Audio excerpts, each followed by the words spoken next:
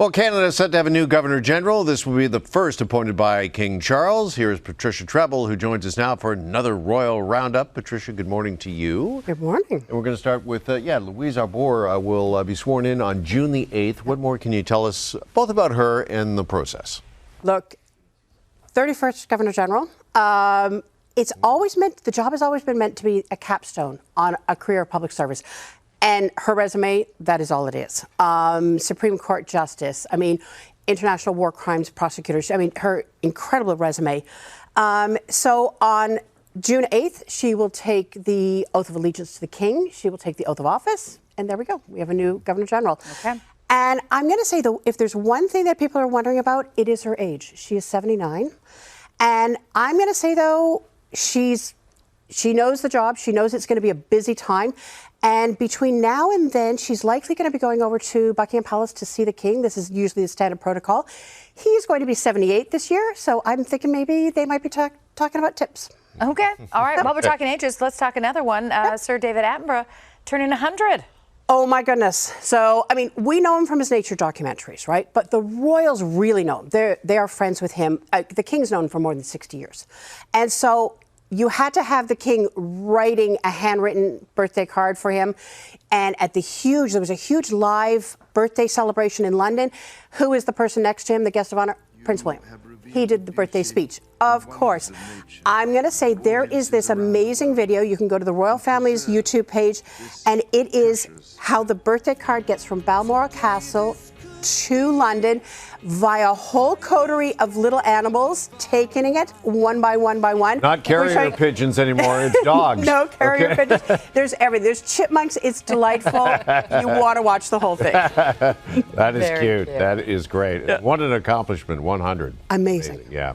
All right, we've got an update this morning on Andrew. His masked attacker, we understand, has been banned from all royal properties after threatening the former royal. Yeah, this was a condition upon his release. So he has been charged with uttering threats, incredibly serious, and all royal properties. They've got a whole list of them, and he can't go anywhere near them. And I'm going to say the trial is set for the end of July. Andrew is likely going to be a witness. He can either do it apparently in person or by video. He'll have that option. And in a way, the security worked because he has private security. His brother pays for it. And his security was able to see the problem coming, the man coming, allegedly, and get him out of the way really quickly. But incredibly serious. And it just shows you the threats that they're out here now. Mm-hmm. All right. It's always an issue. Got to talk about this. There's a new story about Sarah Ferguson's reportedly close relationship with Sean Diddy Combs. Yep. I'm going to put that in quote marks, the close relationship, apparently over a whole bunch of years. This is coming out of a book that is written by Andrew Lowney. So he did the huge takedown last year of the Yorks, and he's updated the paperback version with a whole bunch of stuff about Sarah's involvement with Sean Combs. And we know that they have definitely met a few times. There are photographs out there. But he's taking it a whole step further with his allegations that they had a very close relationship. Yikes. All right, meantime, it's a garden party season. It's officially kicked off. William and Kate hosting one at the Palace. Yeah. What more can you tell us about this? I love these. So 6,000 people. They have them all the time. And they're meeting the great and good of communities, local communities. And they were having a great time. Now, she was saying, revealing that she plays paddle, which is the padel, I think it's called, yes, which is the new thing. So she is apparently very good. She plays with her parents and stuff like that. And I love it because you get these little intimate little things about the family. And one thing she said is she allowed her kids to stay up late the night before to watch the big Aston Villa game because William was in the crowd for that. Okay, all right.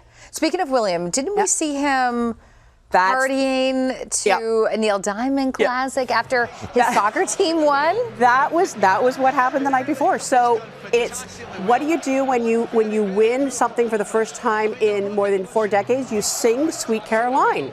It's you and tens of thousands of other people. Look, he's a huge Aston Villa fan, and they have made the Europa Cup final. It's the first European final that team has made since 1982, and that's the year William was born. And I'm going to say, as a Canadian suffering the Stanley Cup drought, I have all the sympathy in the world. And if you want to shout Sweet Caroline, you go nuts. Absolutely. And it's nice to see his moves haven't changed. I'm flashing back to that video, remember? Very much of a dad's thing when, yeah, exactly. Yeah. In the nightclub? Yeah. He does not really. He's got the dad moves. That's okay. All right, Patricia, we'll leave it there. Thank you so much. Appreciate it as always. Thank you.